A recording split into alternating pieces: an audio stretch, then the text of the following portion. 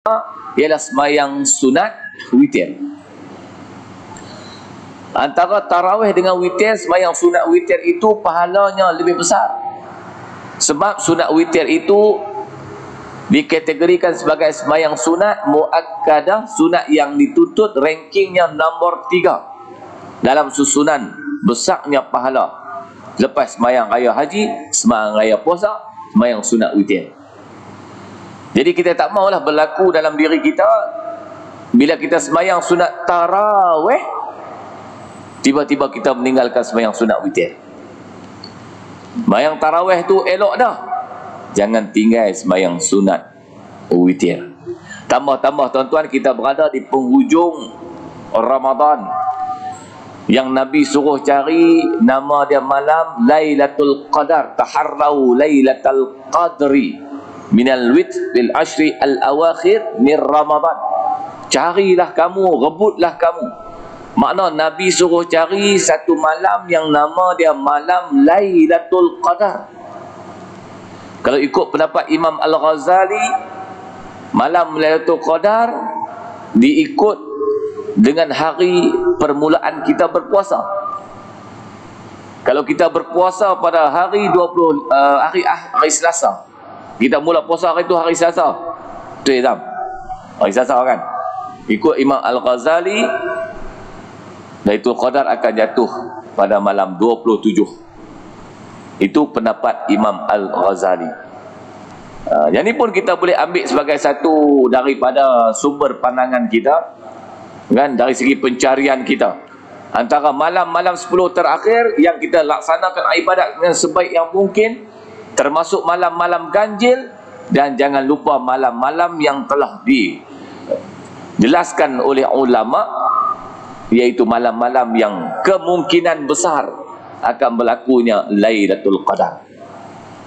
Tapi kalau ikut pendapat Ibn Al-Arabi, puasa hari Selasa, Lailatul Qadar itu malam 25. Jadi kalau kita tengok semalam lah, itu pendapat Ibn Al-Arabi. Tapi kalau pendapat Imam Al-Ghazali, malam lusa masih ada peluang lagi. Jadi malam Lailatul Qadar ni, tak apalah, saya dapat dah. Dapat ke tak dapat, selagi mana tak habis Ramadan, kena cari. Maknanya kalau dia kata saya dapat dah, tak payah cari, maknanya dia tak dapat. Pasal apa? Orang yang dapat malam Lailatul Qadar lagi banyak amalan dekat dengan Allah. Tapi kalau dia dapat lah, dia kata aku segan dah nak buat, tu tak dapat. Kena cari tuan-tuan. Jadi malam yang 10 terakhir dan ada beberapa hari lagi yang baki ni tuan-tuan, 4 hari lebih kurang ni tuan-tuan, malam 26, malam 27, malam 28 dan malam 29, malam 30. Habis lebih kurang dalam 5 hari lagi kita akan berada dalam malam 10 yang terakhir. Maka lipat gandalah amalan tuan-tuan. Bacaan Al-Quran kita tuan-tuan, banyakkan. Istighfar kita yang Nabi suruh sebut, istaghfiru fihi min arba'i khisalin. Bila kita berada dalam bulan Ramadan ni tuan-tuan, kena perbanyakkan 4 perkara. Salah satunya ialah fasyahadatu alla ilaha illallah. Sepanjang hari, siang dan malam, di penghujung Ramadan ni, banyakkan dengan lafaz kalimat la ilaha illallah, la ilaha illallah, la ilaha illallah.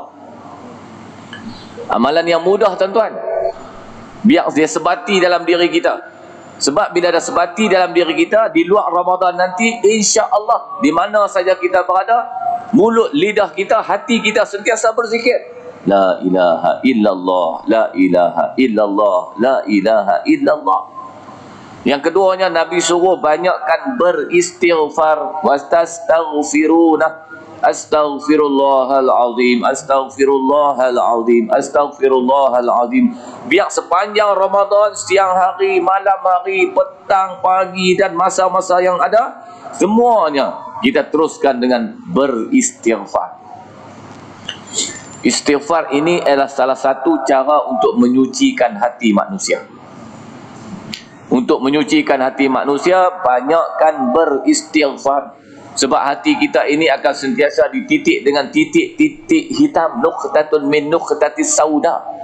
Satu titik daripada titik-titik hitam. Tapi dengan cara kita beristighfar, Allah Ta'ala akan cuci hati kita sikit demi sikit, sikit demi sikit, sikit demi sikit. Akhirnya hati kita akan menjadi bersih. Hati manusia yang bersih itulah yang akan menerima hidayah Allah. Hati manusia yang bersih itulah akan menerima nur Allah.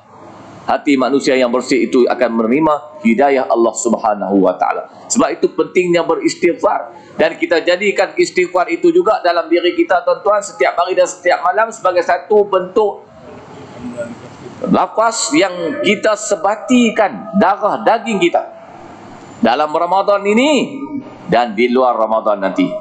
La ilaha illallah astaghfirullah, la ilaha illallah astaghfirullah, la ilaha illallah astaghfirullah. Sebatikan dalam diri kita.